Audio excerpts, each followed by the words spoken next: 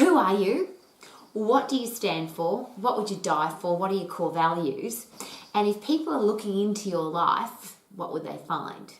And it's an interesting series of questions when it comes to business and really importantly to marketing your business. Because a lot of people say to me, I need a marketing plan, I need to put an ad on Facebook, I need to do some Google AdWords, I need to do a brochure, I need to do a website, I need to market my business. But my first question is always this: who are you? What do you stand for? What would you die for? And what are your core values? Because ultimately, success in business, it's been suggested, comes from who you are and what you do are exactly the same thing. So a lot of people have a job and they go to work 5 days a week, and then 2 days a week they do the things that they love to do. Well, I didn't finish high school, so I didn't do very well at maths, obviously, because I didn't do maths. I think that the last time I did maths was I was about 12. But I don't think that 5 and 2 is a good balance. That doesn't work for me. How about you? So I'm suggesting, and wouldn't it be awesome if 7 days a week you did all the things that you love to do, if 7 days a week you were the person that you wanted to be, if 7 days a week you woke up every single day passionate about the day, whether it was a play day or a play away day, which is what I call them. So if you want your business to be successful and you need to market your business, should that start with who are you? Not this is a pretty picture of something, you can buy photos of people that you don't even know and use them in your marketing. But is that representative of you? Is your business who you are? Is the career that you've chosen a representative of the person you are on the inside? And if you want to dig a little bit deeper with that, I was very privileged. I was only 18 years of age and I applied for a position in a health club and they wanted somebody over 18. Sorry, I was 18 at the time. They wanted somebody over 30 with experience and I was only 18 and I had no experience, but a stack of passion. So I went and applied for the position anyway.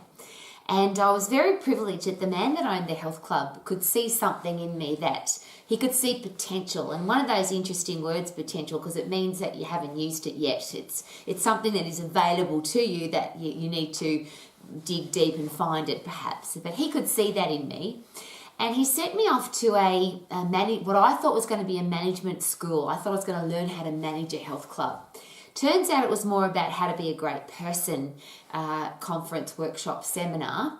And one of the big things that I learned on day one that I now have been sharing with everybody for all of my career path, whether it's about marketing your business, growing your business, applying for a position, wanting to be on a sporting team, wanting to be on a board of trustees, doesn't matter what it is that you want to do. Is it important or could it be important to know who you are, what you stand for, what your core values are? And interestingly, that question, what would you die for? So I rock up at this conference, this leadership and management conference, and a little bit embarrassing, I was at the time 18 years of age. I was in great shape, just ask me. And I used to run around in tiny little clothes. I used to wear tiny little bike pants and crop tops, and I had my boobies out and my butt cheeks out. And I used to dress like that because I would get lots of compliments from people. Now, there was a lot of people that hated me on sight, but there was particularly blokes would say, oh, wow, she looks awesome. And it was good for my self-confidence. But what I was really lacking was self-esteem, because obviously when you've got great self-esteem, it's not about how you look on the outside, it's how you are on the inside.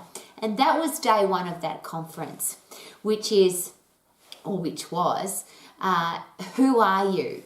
And that was the very first question of the day. And the request was that you come up with 5 words to describe yourself as a person. And I'm sharing this with you because, when you have a life-changing experience, have you ever had that one time in your life or that one experience that completely turned your life into a more positive direction? Well, this was this particular event for me. So it didn't take me long to figure those words out, and I wrote down very passionately and quickly: tough and fair, positive, stylish, disciplined and professional. And I'm using the fingers of my hands because the suggestion was that, yes, you could write it down on a piece of paper, but you don't always take a piece of paper with you, you don't always take a book with you, but you always take your hands with you. So if you can connect the words that you are going to use to describe yourself as a person, if you can connect them to the fingers on your hand, then you're always going to take that with you, and it's a good reminder of who am I, and you can then look at your hands. And that was how it was described to me at this particular management workshop. So it was tough and fair, positive, stylish, disciplined, and professional. And it's interesting because I'm a bit of an extra mile person, so I put 2 words on my thumb. So tough and fair, positive, stylish, disciplined, and professional. So that was really easy for me to come up with those words. I was just about to start working as a manager of a health club. I was excited about that, and I wanted all the members at my health club to think of me as a tough and fair, positive, stylish, disciplined, and professional person. The challenge came with the next part of the exercise. The first part for me was easy, pick 5 words. The second part of the exercise was consider this, and I'll ask you to do the same. Somebody's going to come into your life when you're not there. So I'm in my kitchen at the moment, and you're now looking into my pantry. Somebody's going to come into your life and look into your pantry when you're not there. And the example was given that it's somebody who would have an influence on your life. And I'll use the example, let's say you're applying for a career position, which I had just done. I hadn't started yet as my new career position as a health club manager. Or somebody's going to invest money in you, so a venture capitalist. Or somebody's going to give you an opportunity, but they want to find out who you really are. So you might have put on your resume, your CV, your business proposal that you are these 5 words. And of course mine were tough and fair, positive, stylish, disciplined, and professional. But the exercise was that somebody was going to go and look into your life, and I'll rephrase, somebody was going to come and look into my life when I wasn't there without having met me and have a look at my life and then come up with 5 words to describe me as a person. So somebody was going to go to my house and look inside my house. Now, the interesting one, of course, is the 3rd drawer in your kitchen. But it was given to me in this process. So they're going to open the door. They're going to go into your kitchen. They're going to look in your cupboards. They're going to look in your pantry. They're going to look in your fridge. They're going to look in the 3rd drawer of your, or 2nd drawer of your kitchen, because that's usually the junk drawer, yeah? They're going to have a look in your bathroom. They're going to have a look at your clothes. They're going to have a look at the condition of your shoes. They're going to have a look at how clean your house is. They're going to have a look at what kind of cosmetics you use. They're going to have a look at the condition of your toothbrush. They're going to have a look at your library, your music collection. And now, of course, because for me this was a very long time ago, as you know, I'm a very old lady. But now, if this same exercise was happening, whoever was looking into your life when you're not there, so it might be an FBI detective or a federal police officer or a private detective, was going to look into your life. Right now, they've got many more things to look at because they can now look at all of your social media. And interestingly, if somebody wants to dig deeply into your social media experiences and everything you've ever posted, even if you think you've deleted it, they can still find it. So every post you've ever made, every nasty thing you've ever said or every nice thing you've ever said, every business you've ever pulled down or every business you've ever complimented, that's now available to somebody who wants to start digging into your life, which is interesting because often in our CV or our resume, we might put, I'm tough and fair, positive, stylish, disciplined, and professional. And people read that, but now they can actually go and find out if we are. Well, that's what this exercise is. Somebody's going to go and look in your house when you're not there, or look into your life when you're not there, and decide what kind of person you are. So your house, your car, is your car clean? Do you maintain it? Are the tyres got enough pressure in them? Do you have enough water and oil in your car? What does your garden look like? What does your bank account look like? And then a photo of you, and that photo is going to be spread around to everybody who would recognise your face. So not just people that know you, so your family, your friends, your sporting group, your church group, where you work, yes, those people, but also people who may not know your name, but they would recognise your face. So maybe the bus driver or the person at the petrol station or the person at the supermarket or the cafe that you go to or the shops that you go to.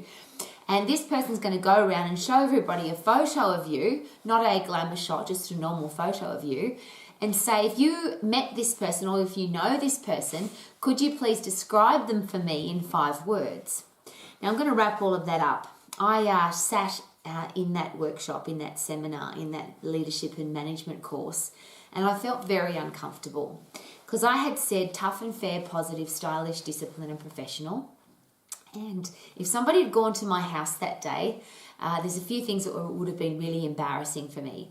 Number one, if you looked in my fridge, I had some green cordial and some rotten bananas. So if somebody had never met me before and they opened up my fridge, would they think that a tough and fair, positive, stylish, disciplined and professional woman lived in this house?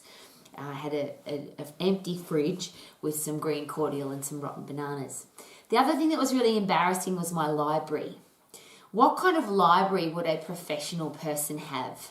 And in my library, which was very limited, was some really trashy novels. If you looked into my bank account, even though I had been working for a very long time, my skills of wealth creation were very poor. I listened to some really probably trashy music, and I certainly had some very trashy clothing in my wardrobe. So if somebody looked into my life and I'm presenting or telling the world that I'm tough and fair, positive, stylish, disciplined and professional, and they had to come up with 5 words to describe me, I don't think that they would be the words that would have been used. But perhaps that was the purpose of the leadership and management course, yeah? The gentleman that sent me, the owner of the health club, he obviously saw my potential, but my potential, again, I'll use that, is unused. It's there, but you now have to bring it out, develop it, and become a professional person, become a personal and professionally developed person. So from that day forward, I have lived my life since 18 with that in mind. So number one, tough and fair, positive, stylish, disciplined and professional. And the beautiful thing about that is, would you ever have to make a decision again? It's almost a little bit lazy because I don't ever have to think anymore, should I or shouldn't I? How do I make this decision? All I have to do now is say, what would a tough and fair, positive, stylish, disciplined and professional woman do? How would she dress? What would her house look like? If somebody walked into her home and looked in her pantry, what would they see? And I'm giving you this example today. It's interesting because we're renting house at the moment while we're building a home. And so I'm actually living in somebody else's home. And somebody else owns this beautiful home and they've given me the privilege of living here. So it's not just that I live here, but every so often, obviously the real estate agent comes to have a look, to inspect whether or not I'm looking after this house. And how would you look after a house if you were a tough and fair, positive, stylish, disciplined and professional person? What would a real estate agent say about you? What would your next door neighbours say about you? What would somebody who's never been to your house before and you're not there or you are there and they come and look in your home? So it's been fun for me because I've lived my life now as an open book. Literally could come into my house at any time and open any drawer, any cupboard, look at my life. This is my bank account and this is my computer and this is the last 5,000 websites I've visited. This is all the information I send out to the world on social media or via email or via text message. I would be really happy for you to listen to every telephone conversation. And I'm sharing that with you as a very personal, from my heart to yours. Because is it possible that if who you are inside your head is the same as the person you are to the world, is the same as the person you are when you're by yourself? And there's that great question, who are you when you think that nobody's watching? And what if there was somebody watching? Would you be embarrassed or would you be excited to be an example of a living, breathing, tough and fair, positive, stylish, disciplined, professional person? It's a really interesting question.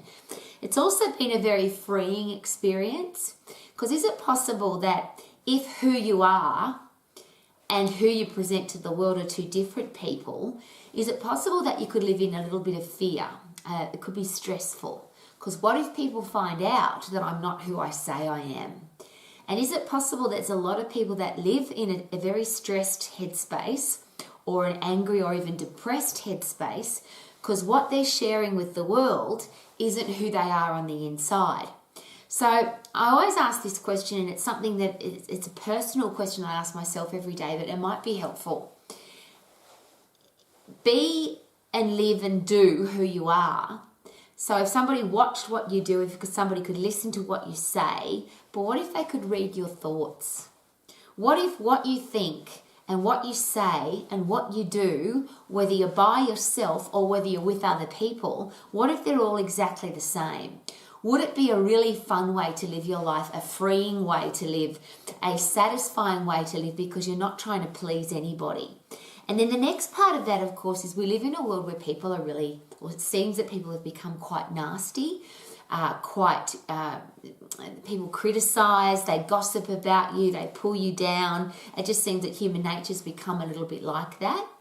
But if you're living as the person that you believe that you are, so if you come up with 5 words to describe you as a person, and every part of your life is like that, and every decision you make is based on, would a tough and fair, positive, stylish, disciplined and professional person live like this? And you're going to come up with your own words, of course. Then is it possible that even if people criticize you and pull you down and they're nasty to you, that it wouldn't bother you because you know that you're living, I'll go back to those same questions. Who am I? What do I stand for? What would I die for? What are my core values? Now, what's that got to do with a successful business? Is it possible, and I go back to my first question, that when who you are and what you do are the same thing, that you could be a really happy person and you're more likely to be a successful person personally and professionally? So when it comes to marketing your business and creating a website and putting together a Facebook page and what do you post on social media, and do I have a brochure or a business card, or I'm going to be speaking at a conference, or I've got a website, or with a uniform for my business, or what's my car going to look like, or what's my house going to look like? If who I am and what I do and what I say and my business are all in line with each other, is it possible that then people will know when they come in contact with you that that's the real deal? Now, I will give you a little bit of a negative on that though, is that I do get a lot of criticism for that, because a lot of people say she can't be that happy all the time, she can't be that disciplined all the time, she can't have a house that's clean all the time, surely she doesn't dress nice all of the time. And that's where the criticism of other people and the negativity of other people, even when it comes into your life, is it possible that it wouldn't bother you? Because I know that if you come and look in my pantry, that's what you'll find. Doesn't matter which day of the week. I live in a house where there's 2 very happy people live here and 4 very happy puppy dogs, and we laugh a lot, and every day we live who we are. And there's a great question to ask yourself. Am I living who I am? And when it comes to your business and your career path, is it possible that you would never pick a job, you'd never pick a career, you'd never go into a business that wasn't in line with, that wasn't in sync with who you really are? So would this be a great exercise for us to do with our kids, for example? I would have loved to have done this in primary school.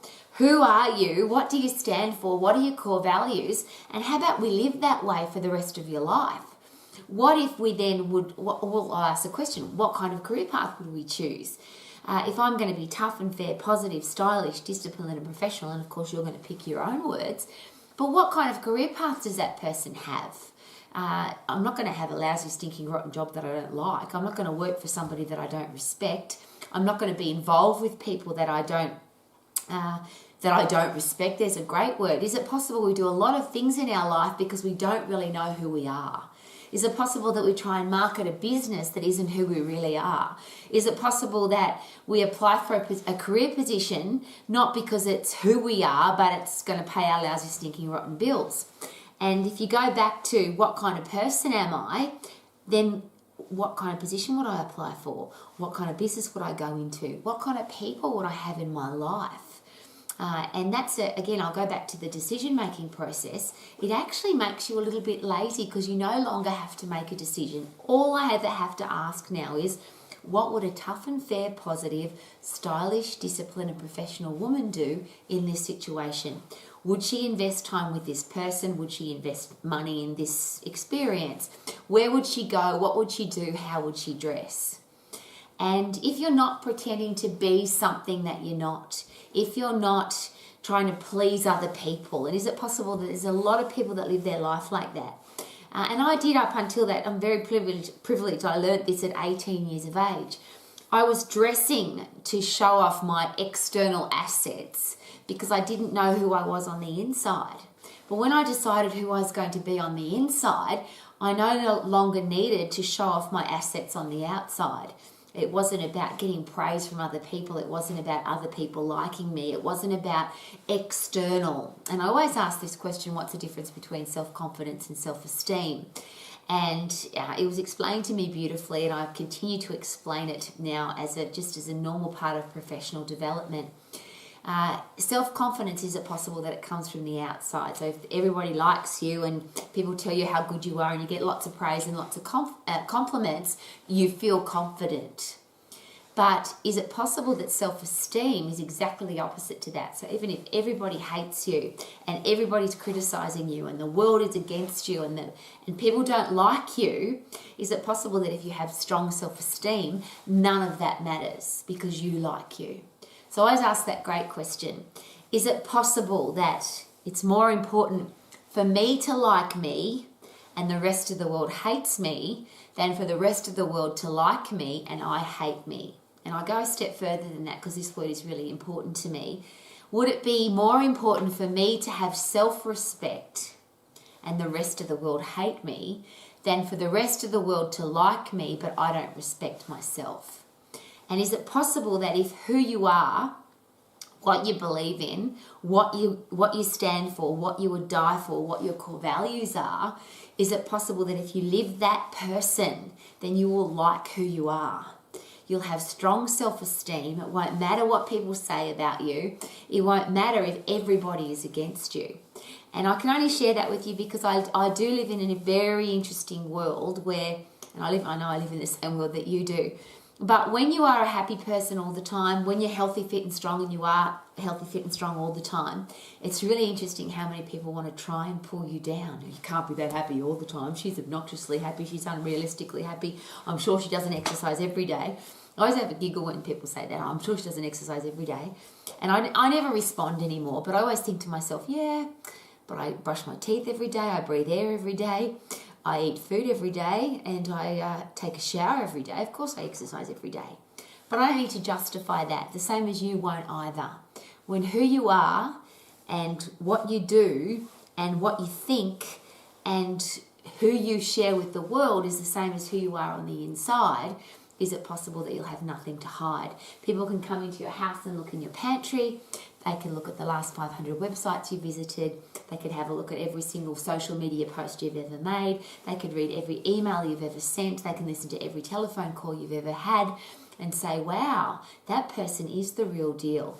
What they say they are is who they are. And could that be a really lovely way to live your life? And if you want to have a successful career or a successful business, is it possible that that would just be a flow on?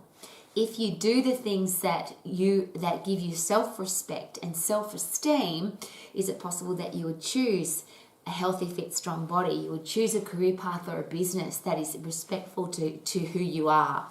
You would have a financial plan that's respectful of your lifestyle, and you would only have people in your life who are either respectful of you or the reverse of that. And I always find this to be a really cool place to be.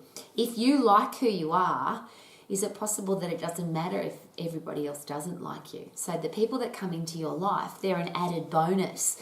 They're not the people that make you happy.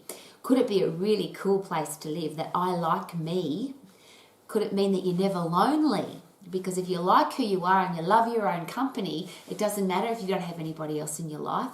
And then the reverse of that, is it possible that if you have high self-esteem and high self-respect and self-discipline, that you'll attract those kind of people into your life? And if you don't, it doesn't matter because you like who you are. So would it be a really great idea to decide today, well, why not do it today? What a great idea. Who am I?